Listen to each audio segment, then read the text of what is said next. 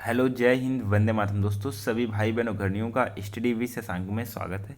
आज हम लोग डिस्कस करेंगे एक बेहतरीन टॉपिक को जो कि आपके एग्जाम के लिहाज से काफ़ी ज़्यादा इंपॉर्टेंट रहेगा। वो टॉपिक आपका संबंधित है बायो से। और बायो में कौन सा टॉपिक है आपका? कोशिका। जी हाँ, कोशिका से संबंधित आज हम लोग सभी कॉन्सेप्ट को डिस्कस करेंगे जो कि आपके एग्जाम के लिहाज से काफ़ी ज़्यादा इंपॉर्टेंट है। और एग्जाम में कोशिका से संबंधित प्रश्न पूछे जाते हैं। प्रश्न आपका माइटोकॉन्ड्रिया से संबंधित हो सकता है, लाइसोसोम से संबंधित हो सकता है। सभी चीज़ों को आज हम लोग डिटेल में डिस्कस करेंगे तथा साथ ही में आज हम लोग डीएनए, आरएनए, गुणसूत्र, इनके बारे में भी हम लोग डिस्कस करेंगे। आपसे कहना चाहूँगा आप लोग लास्ट तक जरूर जुड़े रहिएगा। एक ही टॉपिक में पूरा कोशिका, डीएनए, आरएनए सभी चीज़ों को डिस्कस किया गया है। चलिए हम लोग स्टार्ट करते हैं आज का अपना टॉपिक कोशिका। जी हाँ, कोशिका के बारे में हम लोग बात करते हैं। सबसे पहले हम लोग बात करते हैं कि कोशिका कोशिका का अध्ययन क्या कहलाता है। कोशिका हम पढ़ना है, अगर इसका अध्ययन करेंगे तो क्या कहलाता है? तो कोशिका का अध्ययन आपका कहलाता है साइटोलॉजी। जी हाँ, क्या कहलाता है? साइटोलॉजी कहलाता है। सर्वप्रथम कोशिका की खोज किसने की? एग्जाम में पूछा जाता है। सर्वप्रथम कोशिका की खोज सन 1665 ईस्वी में रॉबर्ट हुक ने की। जी हाँ, किसने की? रॉबर्ट हुक ने की। लेकिन इसमें एक पॉइंट था एग्जाम की दृष्टि से काफ़ी ज़्यादा इंपॉर्टेंट है कि जो कोशिका की खोज की रॉबर्ट हुक ने, वो जो कोशिका थी आपकी, किस प्रकार की कोशिका थी?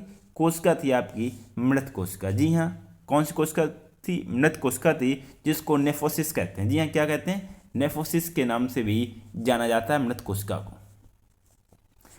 रॉबर्ट हुक को फादर ऑफ साइटोलॉजी भी कहते हैं। जी हाँ, रॉबर्ट हुक को फादर ऑफ साइटोलॉजी भी कहते हैं। चलिए हम लोग डिस्कस करते हैं नेक्स्ट पॉइंट को। ये नेक्स्ट पॉइंट आपकी है मृत कोशिका की खोज की रॉबर्ट हुक ने। तो जीवित कोशिका की खोज किसने की? ये जीवित कोशिका की खोज सन 1674 में जी हाँ, एंटोनी वॉन लुवेनहॉग ने किया। जी हाँ, किसने किया? एंटिनो वॉन लुवेनहॉग ने किया। इन्हें फादर ऑफ बैक्टीरियोलॉजी, जी हाँ, फादर ऑफ बैक्टीरियोलॉजी के नाम से इनको जाना जाता है। रॉबर्ट ब्राउन की बात करते हैं।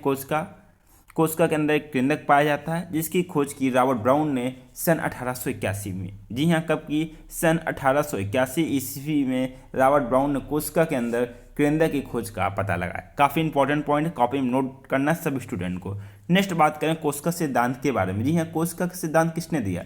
यह कोशिका का सिद्धांत स्लाइडेन और स्वान ने दिया। जी हाँ, मालूम होना चाहिए आपको, स्लाइडेन और स्वान ने कोशिका का सिद्धांत दिया और कहा कि जो शरीर है कोशिकाओं से बना। जी हाँ, हमारी जो बॉडी है, शरीर है, कुछ भी है, ये कोशिकाओं से बना है। अतः कोशिका शरीर की सबसे छोटी इकाई है। जी हाँ, कोशिका शरीर की सबसे छोटी इकाई है। हम लोगों ने भी डिस्कस किया था मृत कोशिकाओं को क्या कहते हैं? नेफ्रोसिस। जी हाँ, नेफ्रोसिस कहते हैं। नेक्स्ट पॉइंट को हम लोग डिस्कस करते हैं। जी हाँ, कोशिका, सबसे छोटी कोशिका सबसे बड़ी कोशिका से संबंधित भी एग्जाम में प्रश्न पूछे जाते हैं, तो आप लोग कॉपी नोट डाउन कर लें। सबसे छोटी कोशिका को हम लोग क्या कहते हैं? माइक्रोप्लाज्मा के नाम से जानते हैं। जी हाँ, माइक्रोप्लाज्मा होती है। और सबसे बड़ी कोशिका आपकी शुतुरमुर्ग अंडे की होती है। जी हाँ, शुतुरमुर्ग अंडे की कोशिका सबसे बड़ी होती है। बात करते हैं हम लोग तंत्रिका तंत्र की। जी हाँ, तंत्रिका तंत्र की बात करते हैं। इसको सबसे छोटी कोशिका तंत्रिका तंत्र की या स्नायु कोशिका की होती है। जी हाँ, सबसे छोटी कोशिका तंत्रिका तंत्र या स्नायु की कोशिका की होती है। इसमें जो एक इंपॉर्टेंट पॉइंट उसको भी डिस्कस करना है। जी हाँ, तंत्रिका कोशिका में किसी भी प्रकार का विभाजन नहीं होता। जी हाँ, किसी भी प्रकार का विभाजन नहीं होता, या फिर कोई भी कोशिका क्षतिग्रस्त हो जाती है तो उसका पुनर्निर्माण नहीं होता तंत्रिका कोशिका में। इसी कारण जब किसी के सर में चोट लग जाती है तो व्यक्ति की शीघ्र बहुत ही जल्द उसकी मृत्यु हो जाती है, क्योंकि तंत्रिका कोशिका में किसी प्रकार का विभाजन नहीं होता और किसी भी नई प्रकार की कोशिका का निर्माण नहीं होता है। कॉपी में नोट डाउन करना सब स्टूडेंट को कि तंत्रिका कोशिका में कोशिका का पुनः निर्माण होता है, तो आप लोग कॉपी में नोट डाउन करेंगे कि नहीं होता। एग्जाम में प्रश्न इससे पूछा जाता है, काफ़ी इंपॉर्टेंट पॉइंट है ये। नेक्स्ट पॉइंट को हम लोग डिस्कस कर रहे हैं। जी हाँ, तंत्रिका कोशिका में बिल्कुल भी निर्माण नहीं होता, लेकिन सबसे तेजी से कोशिका का निर्माण होता है, किसमें होता है? आपको नोट डाउन करना। जी हाँ, यह निर्माण होता है आपका लीवर जिसको हम जिगर या यकृत बोलते हैं। यह अपने जो इसकी जो कोशिकाएं हैं अगर क्षतिग्रस्त होती हैं, नुकसान पहुंचती है इनकी कोशिकाओं को, यह स्वतः ही इन कोशिकाओं को निर्माण कर लेती हैं तथा ठीक कर सकती हैं, यकृत या जीवर। जी हाँ, सबसे तेजी से कोशिका का निर्माण होता है। नेक्स्ट पॉइंट को हम लोग डिस्कस करते हैं। ये नेक्स्ट पॉइंट कोशिका के विभिन्न अंग, उनके बारे में भी हम डिस्कस करते हैं, जिसमें आपका पहला पॉइंट है जीवद्रोह। जी हाँ, जीवद्रोह के बारे में बात करते हैं। तो इसके बारे में हम लोग बात करते हैं, इसकी खोज किसने की? जीवद्रोह की खोज की पुरकंजे नामक वैज्ञानिक ने। जी हाँ, पुरकंजे नामक वैज्ञानिक ने खोज की। इन्होंने बताया कि जो जीवद्रोह है यह तरल है। जी हाँ, तरल गहरा पदार्थ होता है। जीवद्रोह को ही इसे जीवन का आधार कहते हैं। जी हाँ, जीवन का आधार कहते हैं। सभी जो जैविक क्रियाएं होती हैं इसी द्रव के अंदर होती है। जी हाँ, जो भी क्रियाएं होती हैं, जैविक क्रियाएं होती हैं, इसी द्रव के अंदर होती है। इसका 80% भाग जल का बना होता है। जी हाँ, 80% भाग जल का बना होता है जीव द्रव में। जी हाँ, जीव द्रव में 80% भाग जल का बना होता है। नेक्स्ट पॉइंट की बात करते हैं। ये जीव द्रव दो प्रकार का होता है, कौन कौन सा होता है? एक तो आपका होता है कोशिका द्रव, सेकेंड आपका होता है केंद्रिका द्रव। जी हाँ, कोशिका द्रव और केंद्रिका द्रव दो प्रकार का होता है। नेक्स्ट पॉइंट की हम लोग बात कर रहे हैं। जी हाँ, नेक्स्ट पॉइंट क्या है? जो जीव द्रव होता है यह कोशिका द्रव, जी कोशिका द्रव कोशिका को सूखने से बचाता है। जीव द्रव में दो द्रव होते हैं, कौन कौन से? कोशिका द्रव, केंद्रिका द्रव। कोशिका द्रव है कोशिका को सूखने से बचाता है। कभी नोट डाउन करना, कोशिका को सूखने से कौन बचाता है? तो आपका कौन हो जाएगा? कोशिका द्रव कोशिका को सूखने से बचाता है। नेक्स्ट पॉइंट की हम लोग बात करते हैं। जी हाँ, सेल वॉल। सेल वॉल को क्या कहते हैं? कोशिका भित्ति। जी हाँ, कोशिका भित्ति। अब हम लोग कोशिका भित्ति की पादपों के बारे में बात कर रहे हैं। जो पादपों में कोशिका भित्ति सेलुलोज की बनी होती है। जी हाँ, केवल पादपों में भी पाया जाता है कोशिका भित्ति। यह सेलुलोज का बना होता है। यह पेड़ पौधों को सुरक्षा देता है। जी हाँ, पेड़ पौधों को सुरक्षा प्रदान होती है कोशिका भित्ति के द्वारा। जी हाँ, सेल वॉल सेलुलोज का बना होता है। नेक्स्ट पॉइंट की हम लोग बात कर रहे हैं।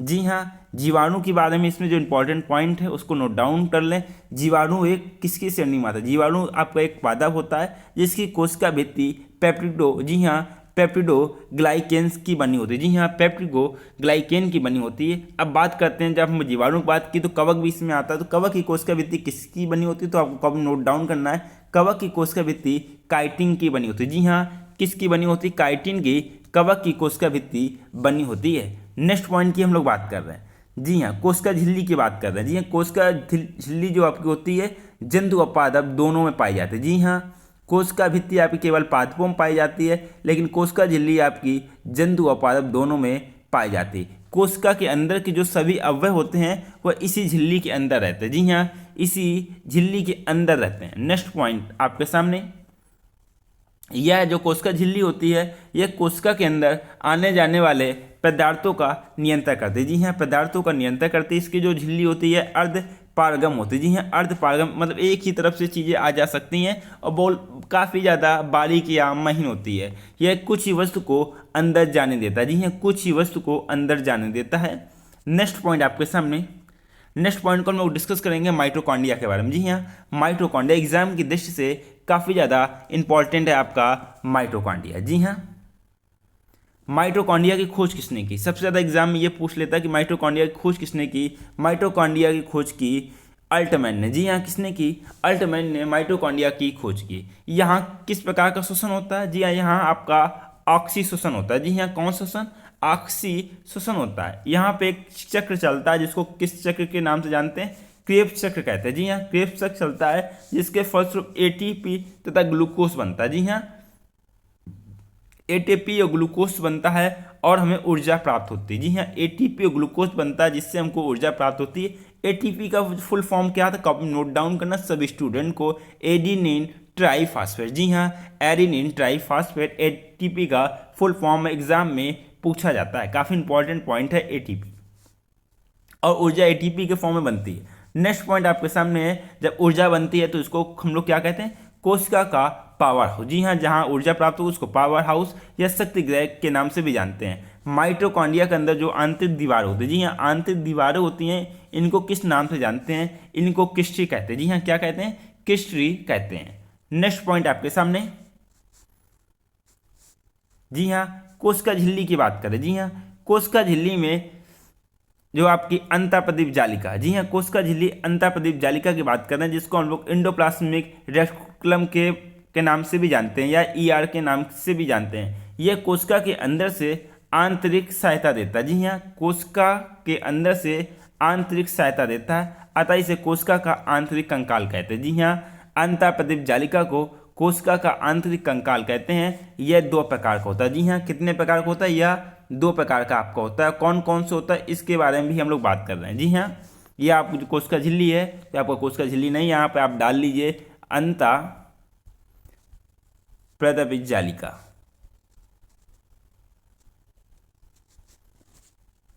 नेक्स्ट पॉइंट आपके सामने है, कौन कौन से दो भागों में? एक आपका होता है स्मूथ ईआर। जी हाँ, क्या होता है स्मूथ ईआर? यह कार्बोहाइड्रेट तथा वसा का निर्माण करता है। जी हाँ, कार्बोहाइड्रेट तथा वसा का निर्माण करता है। और सेकंड आपका है रफ ईआर, इस पर राइबोसोम होता है जिसको हम लोग प्रोटीन फैक्ट्री कहते हैं। यह प्रोटीन का निर्माण करता है। Rough ER. रेक्टिकुलम आपका एंडोप्लाज्मिक रेक्टिकुलम, अंतरपदपी जालिका। नेक्स्ट पॉइंट आपके सामने है राइबोसोम के बारे में हम लोग बात करें। जी हाँ, राइबोसोम क्या है इसके बारे में हम लोग बात करें। यह कोशिका के अंदर का सबसे छोटा अंग है। यह प्रोटीन का निर्माण करता है। जी हाँ, किसका निर्माण करता है? यह प्रोटीन का निर्माण करता है। इसे प्रोटीन की फैक्ट्री कहते हैं। जी हाँ, इसे प्रोटीन की फैक्ट्री कहते हैं। किसे कहते हैं? राइबोसोम को एग्जाम में पूछा जाता है। प्रोटीन की फैक्ट्री किसे कहते हैं? राइबोसोम को कहते हैं। यह दो प्रकार का होता है। कौन कौन से प्रकार का होता है? ये आपको होता है 70S राइबोसोम और 80S राइबोसोम। जी हाँ, कौन कौन सा प्रकार? 70S राइबोसोम और 80S राइबोसोम। 70S राइबोसोम की बात करते हैं, यह हल्का होता है। जी हाँ,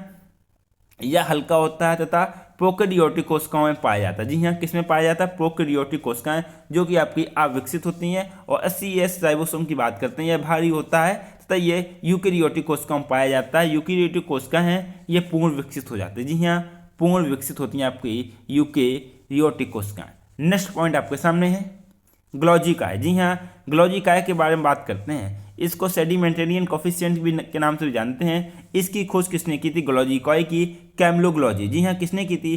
कैमलोग्लॉजी ने ग्लॉजी काय की खोज की। इसका कार्य क्या होता है? यह पदार्थों का परिवहन करता है। जी हाँ, पदार्थों का परिवहन करता है अर्थात यातायात में सहायक करता है। ट्रैफिक पुलिस की भी संज्ञा ग्लॉजी काय को दी गई। जी हाँ, किसकी संज्ञा दी गई है?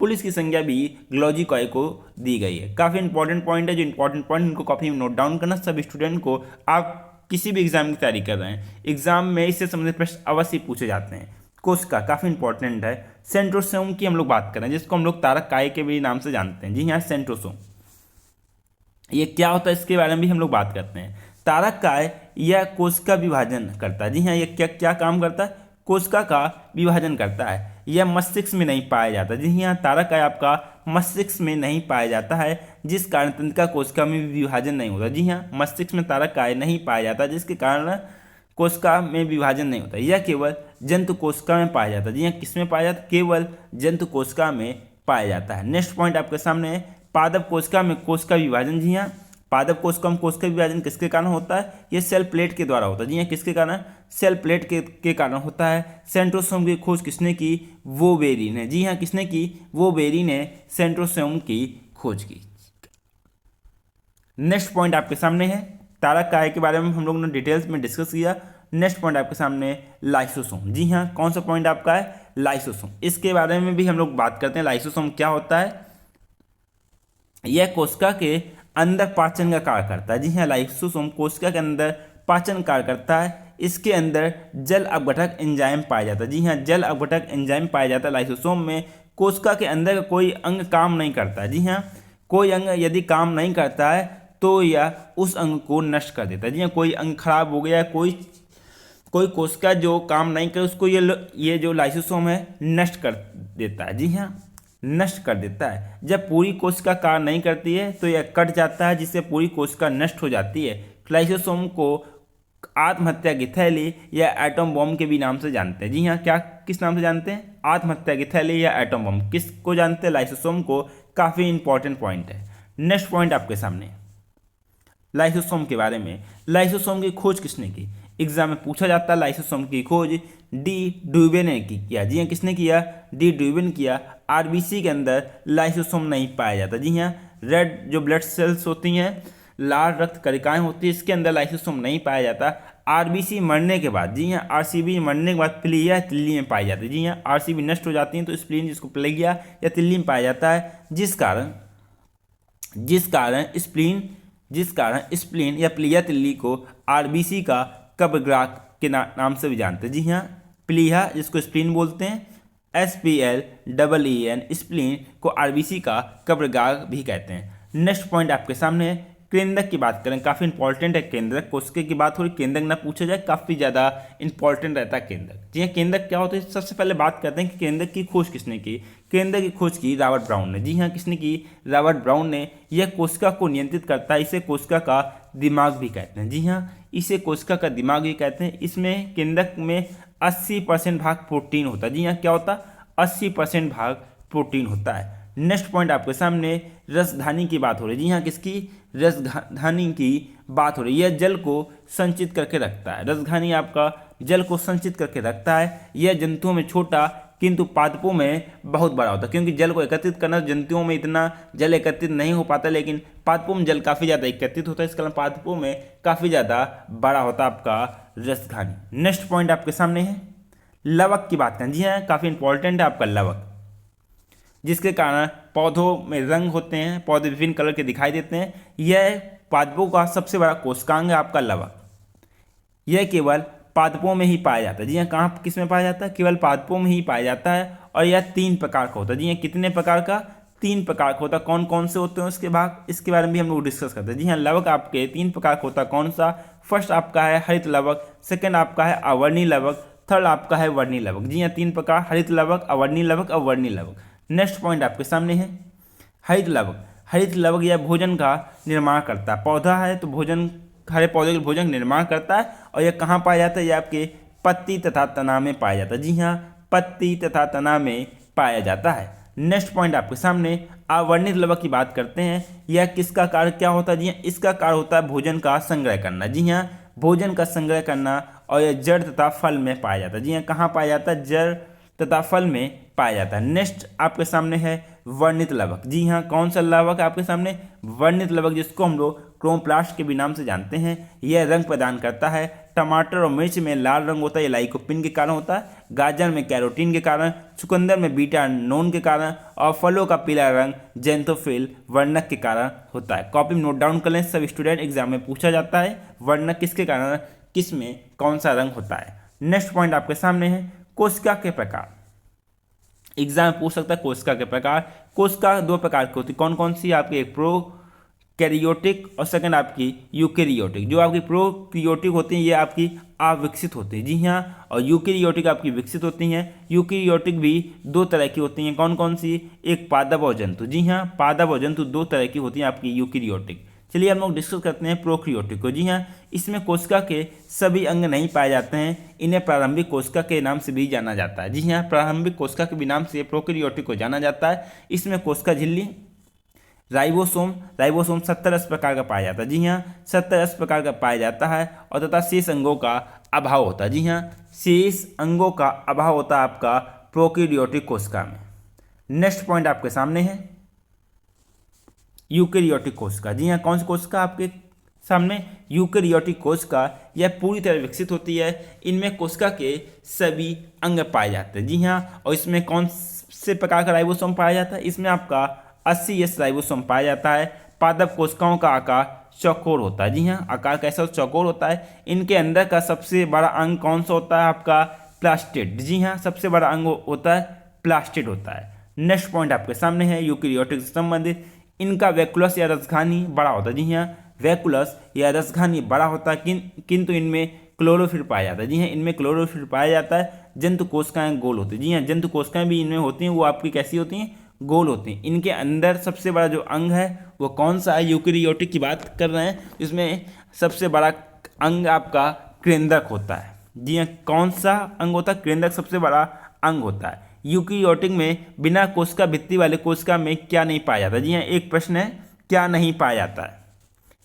कॉपी में आंसर देना सभी स्टूडेंट को। बिना कोशिका भित्ति यूकैरियोटिक कोशिका की बात हो रही है, क्या नहीं पाया जाता है? लाइसोसोम, एंडोप्लाज्मिक रेटिकुलम, क्लोरोफिल या माइटोकॉन्ड्रिया। एक प्रश्न आपके सामने है, आंसर देना सभी स्टूडेंट को। सभी स्टूडेंट आंसर दें। क्विज के रूप में एक प्रश्न आपके सामने है, कोशिका में क्या नहीं पाया जाता? कमेंट बॉक्स में आंसर सभी स्टूडेंट दें। नेक्स्ट पॉइंट को हम लोग डिस्कस करें। नेक्स्ट पॉइंट आपके सामने क्या? गुणसूत्र। जी हाँ, गुणसूत्र के बारे में हम लोग बात करते हैं। मानव में जो गुणसूत्र हैं इनकी संख्या कितनी है? इनकी संख्या 23 जोड़ा। जी हाँ, 23 जोड़ा। जोड़ा मतलब डबल। तो इस तरह से गुणसूत्र की संख्या कितनी होती है? 46 होती है। जी हाँ, गुणसूत्र की संख्या 46 होती है। इसकी खोज किसने की? गुणसूत्र की खोज की वाल्डेयर ने। जी हाँ, किसने खोज की? वाल्डेयर ने।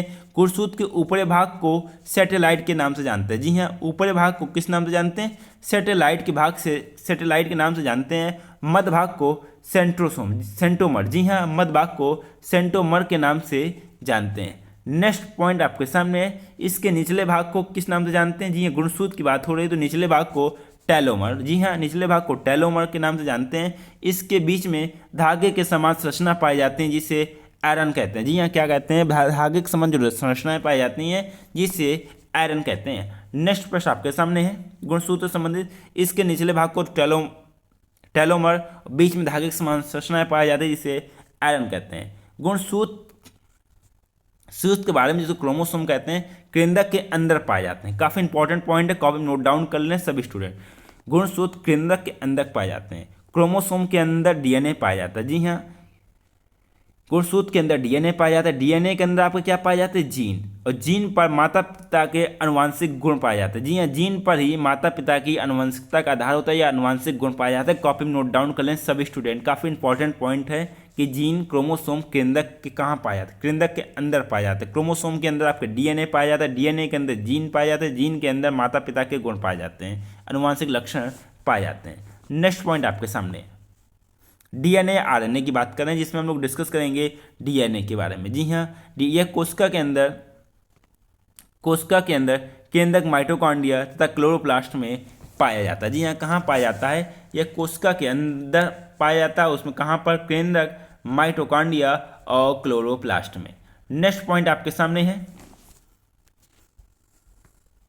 डीएनए के एक टर्म जो फेरा होता है, इसकी लंबाई कितनी होती है, इसकी लंबाई होती है 34 एंगस्ट्रॉन। जी हाँ, कितनी लंबाई, 34 एंगस्ट्रॉन होती है। डीएनए के एक टर्म में न्यूक्लियोटाइड होते हैं और इन न्यूक्लियोटाइड की संख्या कितनी होती है, 10। कॉपी में नोट डाउन करना सब स्टूडेंट को। और प्रत्येक न्यूक्लियोटाइड के बीच की दूरी 3.4 एंगस्ट्रॉन। जी हाँ, कितनी होती है, 3.4 एंगस्ट्रॉन होती है। डीएनए की संरचना कैसी होती है, एग्जाम में पूछ सकते हैं और पूछा जाता है। डीएनए की संरचना आपकी डबल स्टैंडर्ड होती है। जी हाँ, डबल स्टैंडर्ड डीएनए की संरचना होती है। इसकी खोज किसने की, डीएनए की वाटसन एवं क्रिक ने। जी हाँ, वाटसन एवं क्रिक ने डीएनए की खोज की। नेक्स्ट पॉइंट आपके सामने है डीएनए से संबंधित काफी इंपॉर्टेंट पॉइंट को डिस्कस किया जा रहा।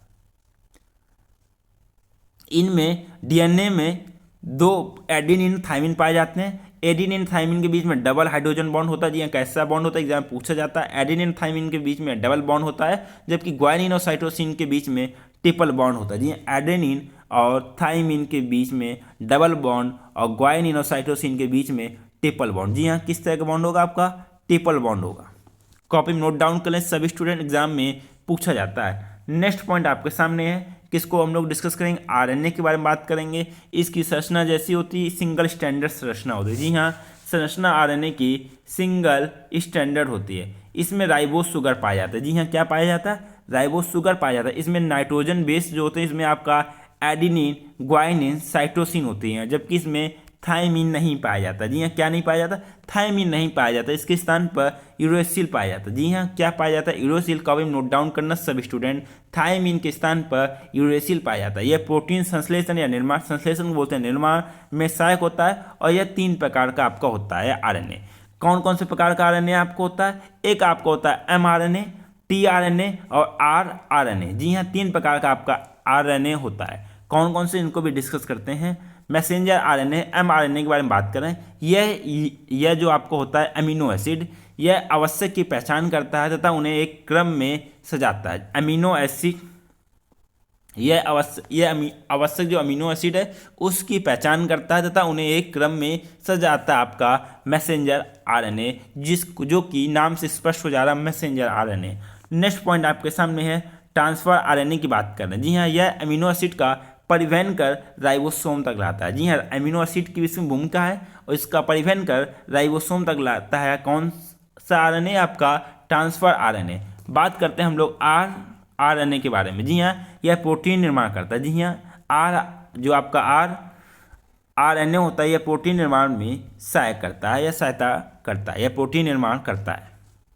नेक्स्ट पॉइंट आपके सामने है डीएनए से आरएनए बनना आपका क्या कहलाता है। जी हाँ, एग्जाम पूछ सकते हैं और पूछा जाता है। डीएनए से आरएनए बनना आपका ट्रांसक्रिप्शन कहलाता है। जी हाँ, क्या कहलाता है, ट्रांसक्रिप्शन कहलाता है। आरएनए से पुनः डीएनए बना लेना रिवर्स ट्रांसक्रिप्शन कहलाता है। जी हाँ, आरएनए से पुनः डीएनए बना लेना रिवर्स ट्रांसक्रिप्शन कहलाता है। नेक्स्ट पॉइंट आपके सामने है आरएनए से प्रोटीन बनाना क्या कहलाता है।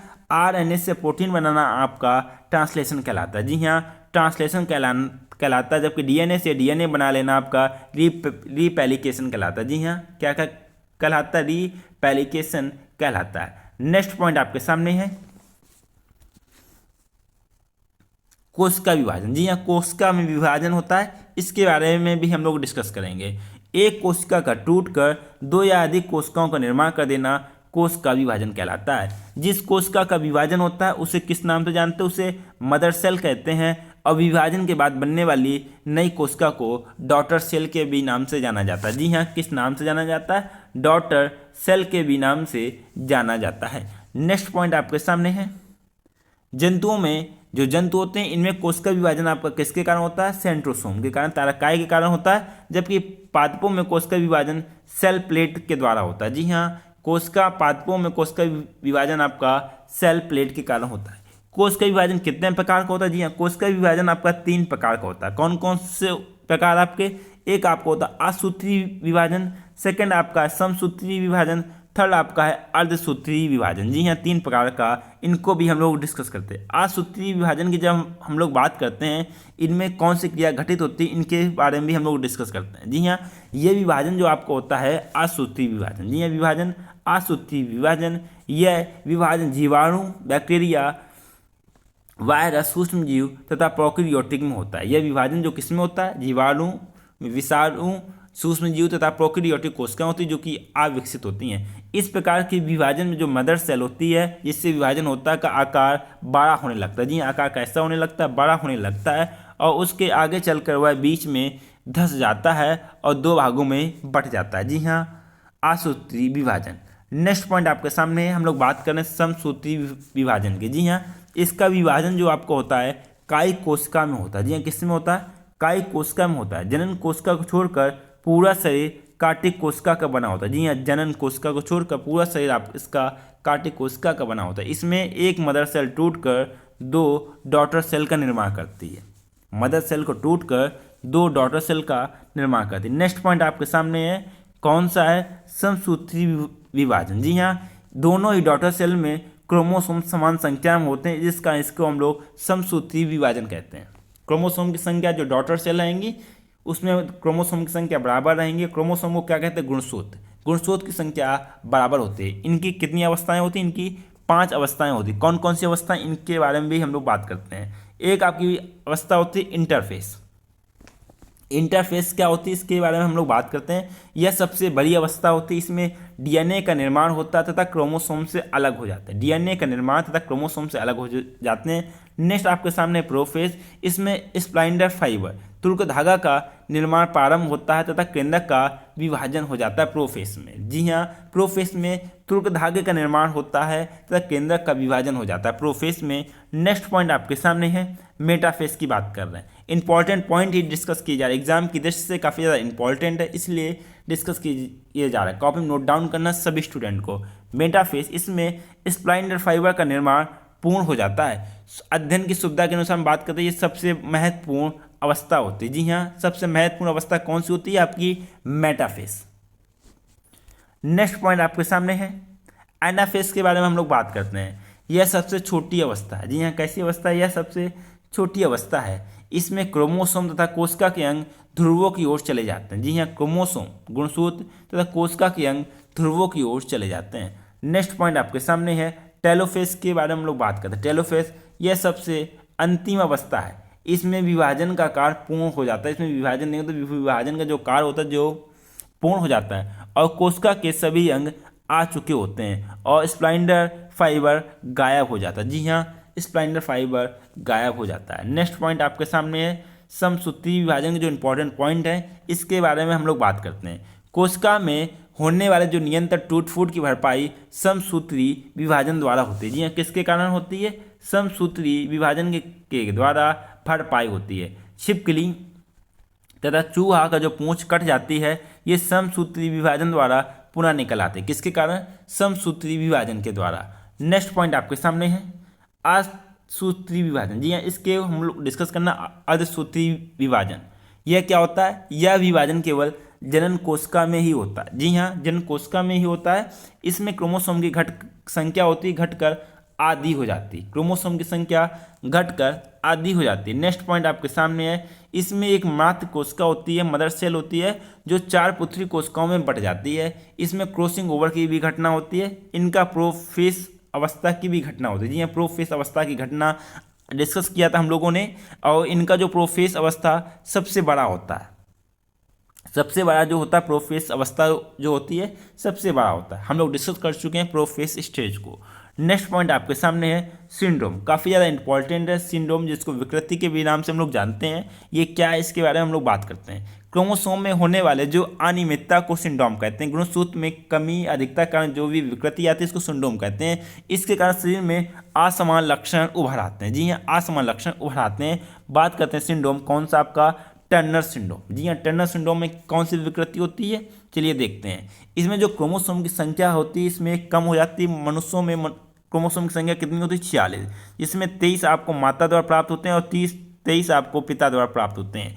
कभी कभार जब क्रोमोसोम की संख्या 45 हो जाती है टर्नर सिंड्रोम में, यह केवल स्त्रियों में पाई जाती है। जी हाँ, यह जो टर्नर सिंड्रोम यह केवल स्त्रियों में पाई जाती है। इसमें स्त्रियों जो शरीर है वो अविकसित होता है, पूर्णतः विकसित नहीं होता है, तथा उनमें बांझपन देखा जाता है। बांझपन का मतलब ये है कि ए लेडी है who has not become a mother, वो माँ नहीं बन सकती है।